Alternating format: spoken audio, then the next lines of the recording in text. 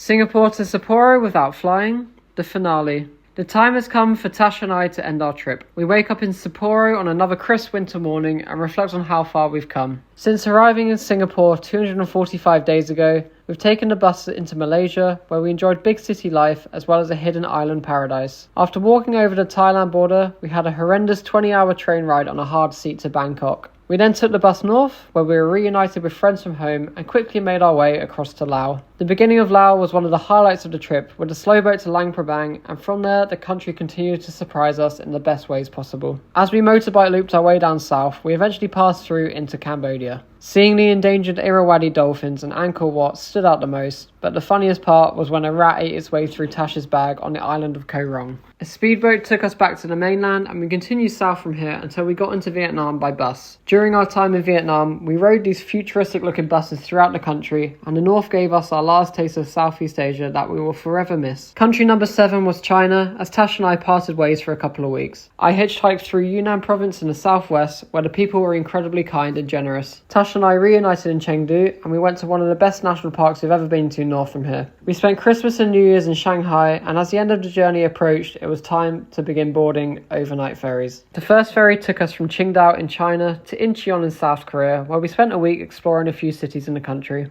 The second ferry took us from Busan in South Korea to Fukuoka in Japan, and for the past few weeks we've been working our way up through the country. A few metropolises, a few buses, a few trains, a Mount Fuji, and an overnight ferry later, we had made it finally to Hokkaido Island. A final train from the town of Otaru to Sapporo, and after a couple of days in the city enjoying the snow festival, it was time to go home. We bought a train ticket to the airport, checked into our flight, and we're on our way to Australia. Thanks to everyone who has followed the journey and given us support in any way, shape or form, and to everyone we met along the way, it was an absolute pleasure. Stay tuned for more content in the future, and make sure to check out my YouTube channel for longer form content of our journey. For now though, it's a goodbye from us. Singapore to Sapporo without flying.